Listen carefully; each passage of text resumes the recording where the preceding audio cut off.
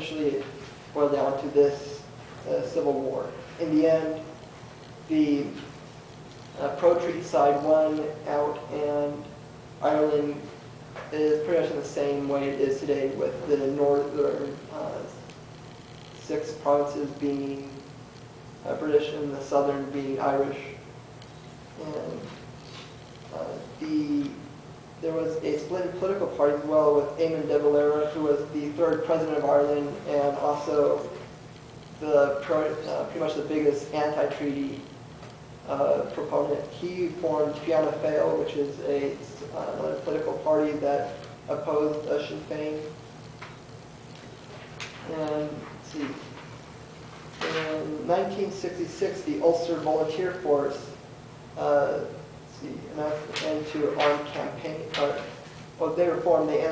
They were a force of pretty much Ulstermen who were the Anglo-Protestants, and they were formed pretty much in retaliation to the I.R.A. The Ulster Volunteer Force were linked officially to England, or they operated entirely on their own. And they lasted until May 2007, when they officially announced a ceasefire. But from this time, from 1966 to 2007, they were pretty much the Anglo-Protestant answer to the I.R.A. And while it should be known that this group claimed to be Irish Republican, they were primarily anti-Catholic, so it was the sectarian fighting. And one of the leaders, Martin Dillon, quoted as saying, at the time the attitude was, if you couldn't get an I.R.A. man, you should get a K term for a Catholic. He's your last resort.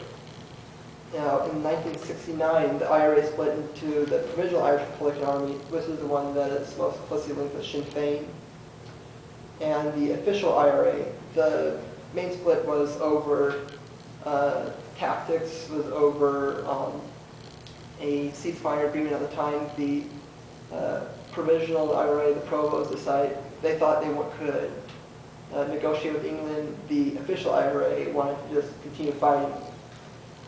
And while the Provos were active from 1969 to 1997, they did have a ceasefire from 1972 to 1975. Now, in 1970, the Workers' Party of Ireland called themselves the official Sinn Féin. They allied with the official I.R.A. and another split. Now, the official I.R.A. with official Sinn Féin. Next, we have the Bloody Sunday Massacre, also called Boxing Day Massacre, 30th January 1972. This is the famous one where a Irish civil rights demonstration was attacked by the British paratrooper division.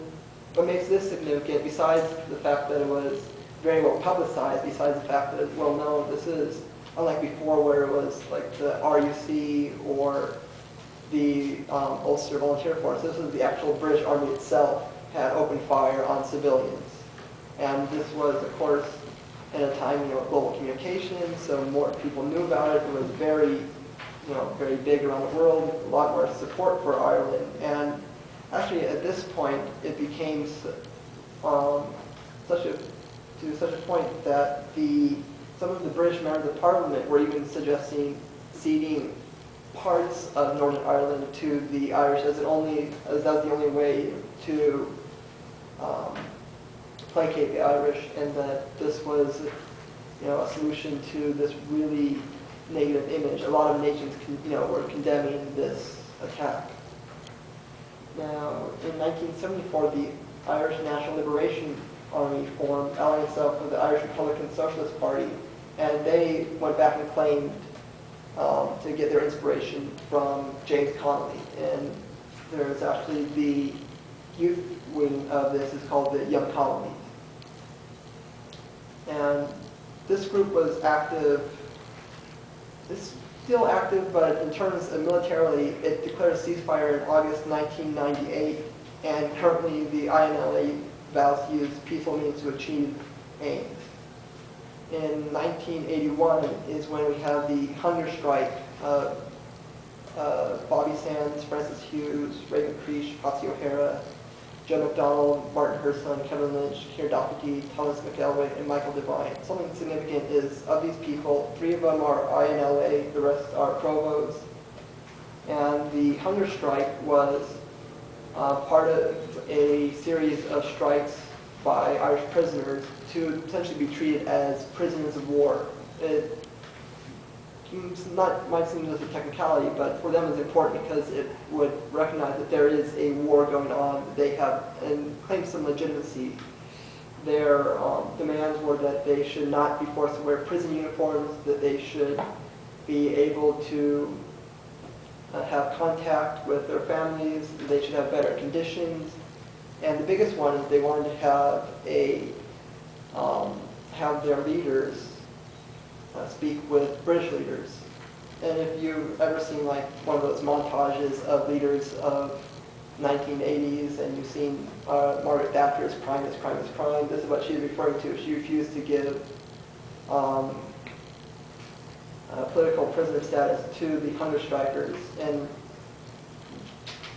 pretty much every single hunger striker of these ones mentioned died in the hunger strike.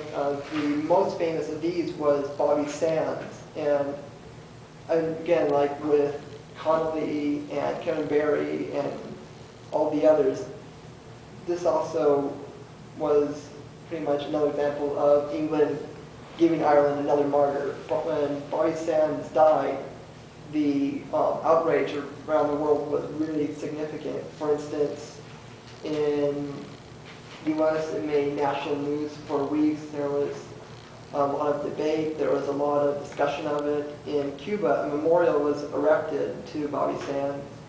And this I found particularly amusing in Iran, where the embassy of the UK was located. The street of the UK embassy was renamed Bobby Sands Street. It's kind of just a really awesome take that. The Rajya Sabha, the Indian Parliament, gave a tribute, like a moment of silence. There were protests on the streets of France. There was even rioting, and in Ireland itself, of course, there was a surge of new I.R.A. membership. So this is, another really big, pretty much recruitment drive. In 1986, the Continuity I.R.A. formed, and this was a split with pretty much disaffected groups of other Irish Republicans. They worked with the Irish National Liberation Army. They worked together. They had similar aims. Like the Continuity I.R.A. was not as tied to the Irish Socialist Party as the INLA or the different Irish Socialist Party. So there's several, like the Irish Worker Party and the Socialist Party and the Irish Social Republican Party. But the Continual I.R.A. was never as tightly linked, but it did work with the INLA. And that goes up to 1997 when the real I.R.A. was formed. And like so many others, they also call themselves Oglach and Aaron. And the real I.R.A. primarily was formed in response to the dwindling attacks. For instance, the provisional I.R.A. As well as Sinn Féin were having more peace agreements with Britain, and these culminated in the Good Friday Agreement in 23rd May 1998. So while Sinn Féin had got the provisional I.R.A. to pretty much agree to a ceasefire, many members didn't agree to the ceasefire and continued, and there were bombings in England, even pretty much up to this day. One also thing to mention, there was also disagreements and tactics. While the Provisional Irish Republican Army did set bombs in London, as opposed to some of the other I.R.A.s, which preferred to work only in Northern Ireland, the provos were mostly concerned with political targets such as Margaret Thatcher. They at least twice tried to assassinate Thatcher directly. One time, pretty close, by placing a car bomb under her car. Whereas the continuity I.R.A. was concerned with also disruption of and British infrastructure. So they were also doing sabotage. One of the most famous is the Hampstead Bridge which is a really big route on the London Underground, and it's been pretty much their favorite target for years.